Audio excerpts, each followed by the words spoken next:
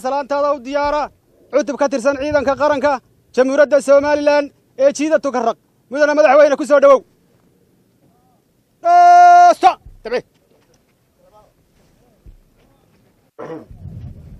السلام عليكم ورحمة الله وبركاته حمدلله يدعو يكن صلاة عن كسد Soomaaliland يبدون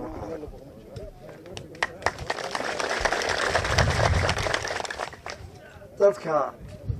shaqeeya ee qaranka u shaqeeya qaar waliba hawl bahaya laakiin waxa laga yaabaa shaqada inuu xorey lacag ka raadinayo oo gaara cadiya sharcad ka xidho inta badan qariiro tan isagoo ku jiraan gaarin macaan iyo qaado dhikar hawl aan darteed mid waxa laga yaabaa inuu hal yahay ugu soo jeedin tuulo yahay inuu arday wax baro oo shaqo tabcanin oo macallimiinta waa taqaaniin قاروا دخاتيرتا أو يسووا هبينك أروسا وهبينك هو يقول كلا ساعتي أروس كلا هذا المر هذا المر هذا اللي نقاقه تلفون باصر أو حوالي قليل بكسو أيوة إسلام باس كل مجلس صورهم وهاسوك صور قف ولا قرك هوسو هيو أنتي سدبوا فلانتي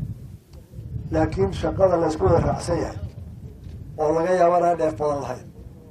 لكن كرامة إيه احترام يدعو الله هي بنا أبنا وحي على كرامة أبوي هل كأبو كرامة أبوي أمد بسكر أحسن تاهي هذا أمده هذا تمريكان تشاينا تصوماليان يتوالي بقى وحوي علم القرآن وايو علم القرآن هو أستانتي قرآن ما لم تيجي بور أتكب حضايا هل كان واحد كنت قاعد على كسواليان أستانتي قرآن قف كلا قاعد كلام مشروع قف أوران كرا قف مهل مرايا أو جاريس وتا أما لوين هي أما صعود استاج أو مقلية مشهور قف عيدك هاي مرجع حوي عيدك أودي قرن كوسيده كان هذا كستاهل هذا أودي أنا وأودريه إلى كان كوسر ريه إلى طبله وحس لي هو يقدر يحضر مركز حكومية أيها كل كات كل ده أضو واحد حكومة سعيدك لكن أمضى أو طن عسكر ولا بوليس هذا أم ترى هذا حكومة هل كات شرطة واحد بتاعي على كي أودي وقت وجوز بلا أدب وحول نوري هاي وكرامة نقول نفس الرجل رميجها نفس كرامة ودي هسكت مرت وهي حيوان واحد هو يرجع هو يطلع لكن بلا أدب وحول نوري هاي وهم يقاب يشرف يعرف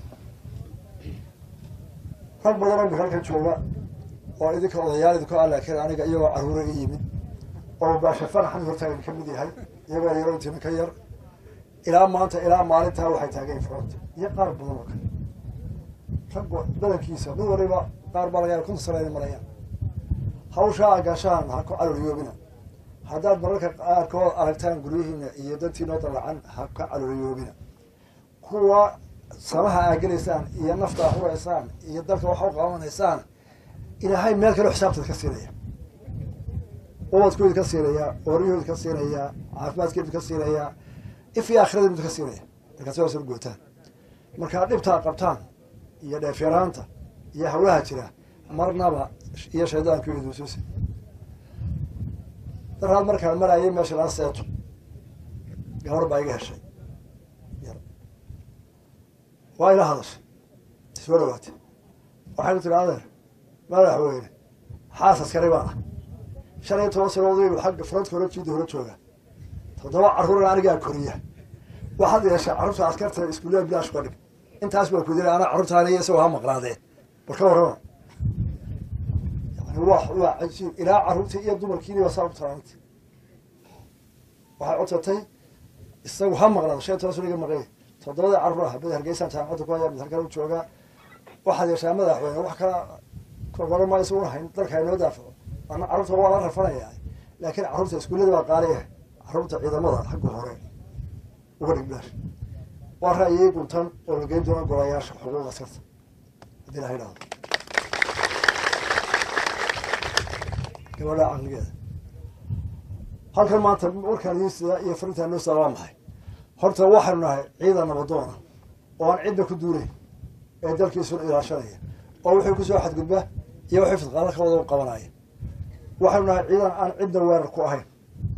waxaanu nahay ciidan nabad soo waday intii uu jiray ilaa maanta la aasaasay oo dadkana kala ilaalinaya dalkana ilaalinaya walaalada iska soo jeedo reer Puntland weerar kuma nihin man nabcin waan nabad galeynaa iyagana inta leeg baan ka rabnaa waxaanu doonaynaa waxaynu ku ayno ina dhaxtaala dooda kan waa deegaan reer iyo waa xadka Ingiriiska inta haysta waa intaas inaynu geed hoostii ku xalilay ayna arka iska galayeen iyagana ilaahay inuu galasiyaabaan ka rajeynaya waayo soo baahan sabab kale oo maanta wax hadal lagu dhameyn karo oo geed hoostii lagu dhameyn karo waxay la tahay waa khaldan ninka weerar ku galaya shan joor baa waxa ay yimaadeen ninka ka wakiilka jimcada waraha haysa iyo iigan iyo Afrika Union shan goor bay diyaarada ku dhulmareen xagga Galway aniga ku dhulmareen shantii goor baan nabad waan la saxay afar qodob baan mar walba anoo idinka ka wakiilo ku heshiiyay waa oo gol anagu weerar mawlad duulimaad kuma nihin dal kale iyo dad kala toona cid walba nabad baan u wadaa gudaha nabad ku wadaa waxaanu heshiis ku nahay iyada oo dalkiis Somaliland caalamka aqoonsanaa ee loo jiray Somaliland protectorate lixdankii ay waliba qayb ka tahay halka ay walaaladeen laga hor yimaadeen aan joogsano inaan ka wada hadalno waxaan ogolaanay xabad joojin waxaan ogolaanay in maxaabiista la isu bedelo waxaan ogolaanay dadka deegaanka in loo soo daayo waxa la dhinac walba wixii gargaar iyo taakuleyn la siinay dadka barakacayaasha ee abaar waxyeelay 6 bilood nimanka kartaniya Galway saaxiibadeen ayaa arrintaasi xaggooda ka dhamaan lahayd maantada hadda ku dhawaaqana diyaar baan u nahay waayo inagu cidna weerar iyo calal xumo iyo daandaasi ku wado waxaan ku ducaynaynaa oo ku hambalyeynaa oo ku kalsoonahay ina idinku nabad doonaya dalkii daafacaysaan oo inta goor la idin soo waran marna inuu xitaa weerar rogaal celina difaac mooyaane